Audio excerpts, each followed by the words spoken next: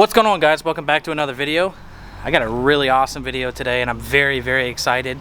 We actually partnered up with Turtleworks Coatings.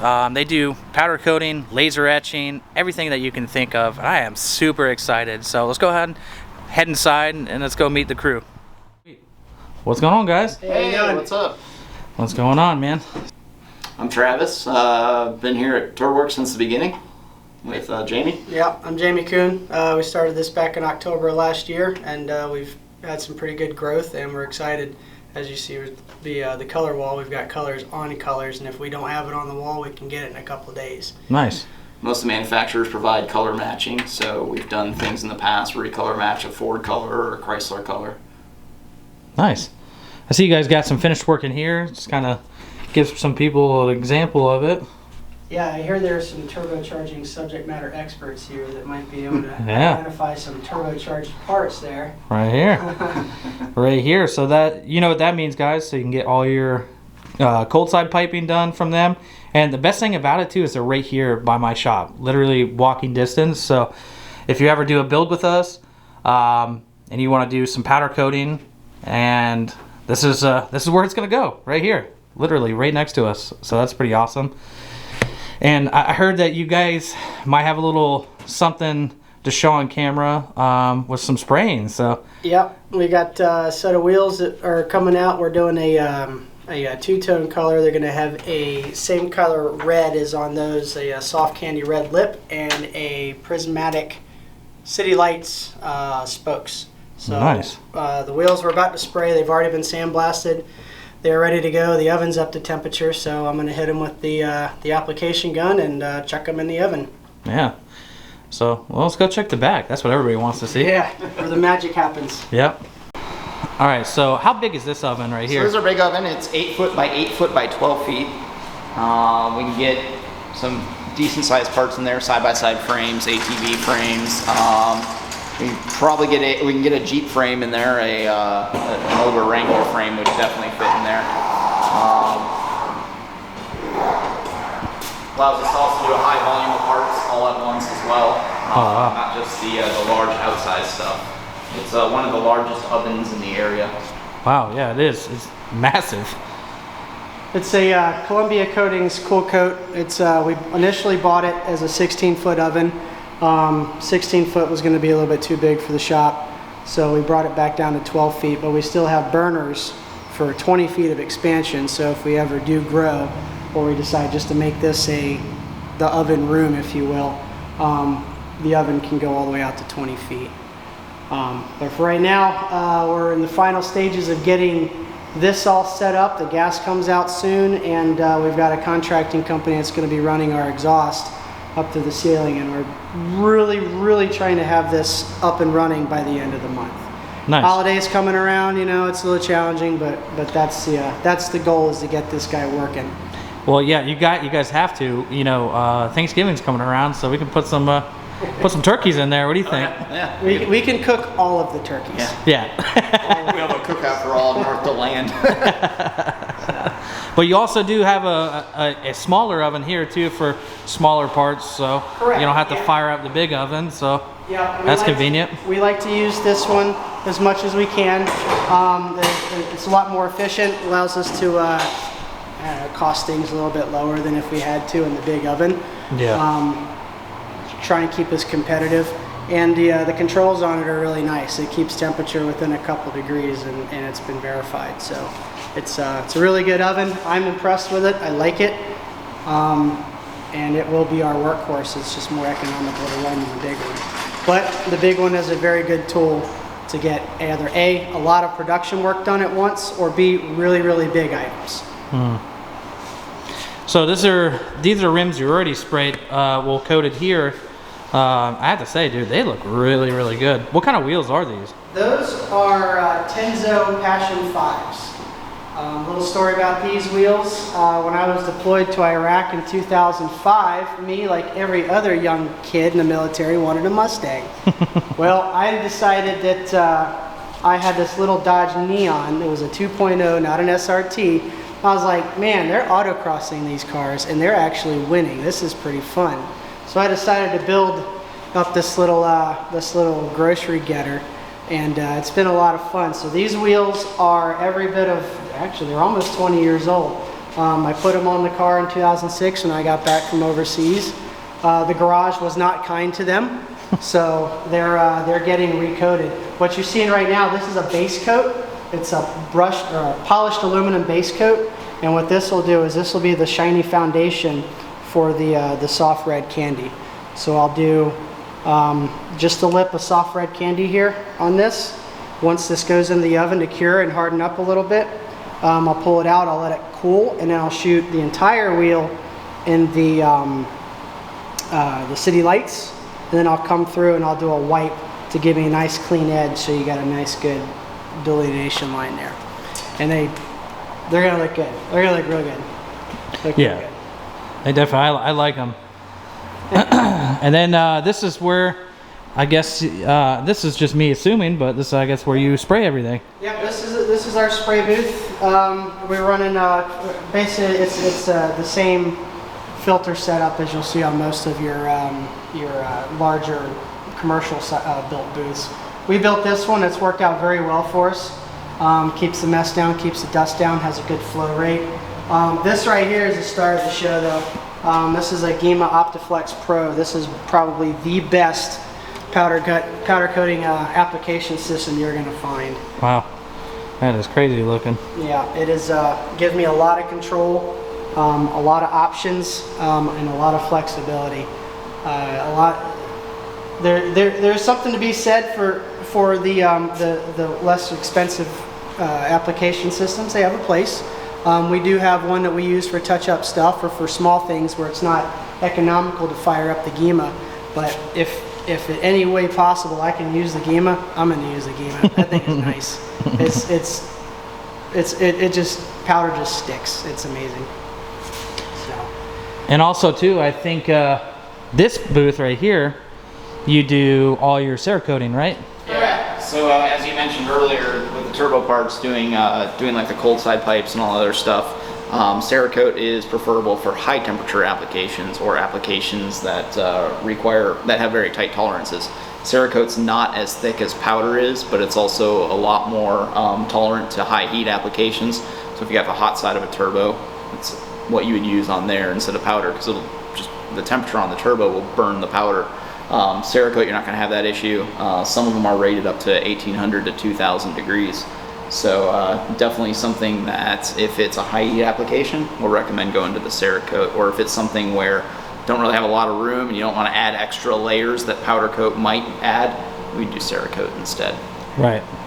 So you guys know what that means. My Mustang's going to be a test for everything, right? Bring it. Yeah, we'll do it. Yeah, because I need the hot side done, the cold side, a bunch of like valve covers. I want to have it done, and definitely all the, like I said, all the hot side is going to be Cerakoted and everything. I want to keep temp down because I'm running, a forward-facing turbo setup, so I gotta run a little small radiator. So. Yep. So we gotta compensate somewhere. So Do what the four-wheelers do. Put the radiator on the hood. yeah, right. Yeah, exactly. So It's custom. let's get a couple shots of you shooting some Yep. powder, dude. Throw the booth on. Yeah. All right, cool, man. Ready? Yep. Hold it.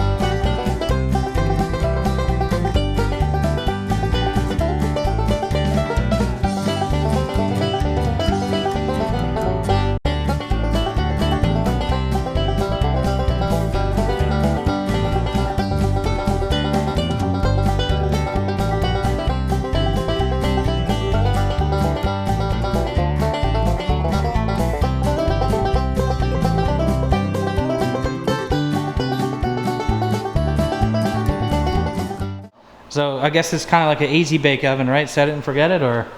Yeah, so we yeah, for the most part, we babysit it. I mean, some parts definitely need babysitting. You got to make sure that you don't, if they sit in there for too long, it'll start to dull the finish. Yeah. You could burn the powder on there too, especially if it's something that's hanging kind of down low towards the burners. We've seen that before with longer pieces in there, so it's kind of, you got to watch it. We've got a fan on there to help better circulate the air if need be in there, so some parts aren't getting, so that we aren't getting uneven heat in there. But yeah, for the most part, you check it every few minutes. Check to make sure when it hits that cured temperature, you start the timer, and then once the timer's off, pull it out, let it cool, and go to the customer after that. It's nice. Yeah. Yeah, the critical phase is the final cure. Right. That's where you need to make sure that the whole part has reached 400 degrees or whatever the manufacturer's spec is. Because the last thing we want to send out is an undercured part, because the durability is not going to be there. It'll chip, it'll crack. If it's undercured on springs, the powder's going to flake off, you know. And if it's not right, we're not sending it out the door. That's pretty much what it comes down to. So I'd rather eat it and redo a piece that I didn't like, even if I wasn't sure if it was cleared correctly, than send it out the door and have someone have to bring it back. Perfection is key. That's what's important. Knock on wood. I do have some wood to knock on, but we haven't had a part come back yet where it's failed. Thanks. So yeah. Thanks. But it's we want it right the first time. That's good, man. So. That's how we work too. So Yeah. I mean, I'm glad to partner up with you guys, and you know, maybe we can get my wheels looking like that. I don't know. Again. All right, now we wait. 320, 350. So right now you're just checking the temperature. Yep, monitoring their progress. I want them to get up to 400 for about 2 minutes or so, just to let the brushed aluminum partially cure. And but I don't want them to go all the way full cure, or else the next layer of powder won't stick on it. If they don't do that partial cure, when he goes to wipe it, it'll leave a bunch of streaks in the final finish. It'll kind of have some ridges in it and things like that. So there's a huge science behind it. It may be, yeah. I'm sure there's some science, but it's a lot of it's an art.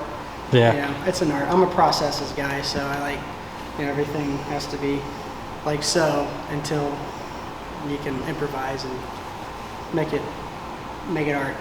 Make it art. All right. Whew. Those are now wheels, dude. That are. I just can't believe it, dude. That quick, how they come out. That is crazy. Lock this down so they don't go flying when I cry.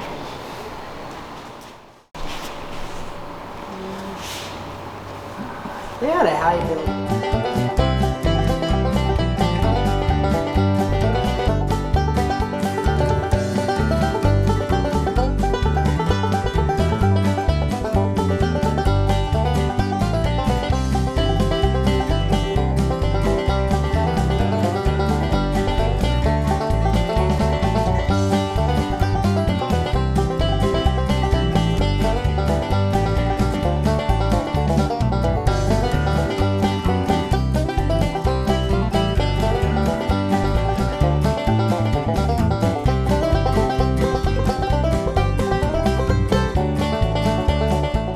Started messing with the gun is because I already have a coating of powder on here. The part is insulated, so trying to find a path to ground is a little more challenging. So with the Gima gun, we have a PCC mode. I forget what it's called, but it's I can lower my milliamps all the way down to 3.5 milliamps. So it's not overly charging the powder. It's using the charge that's already on the part to draw the powder in, so it doesn't start to jump back out at me. It doesn't start to ionize. And it gets all in the nice little cracks without just completely destroying the whole part with an insane amount of powder. Let them flow out plus a minute or two. Get the other one. All right, come on.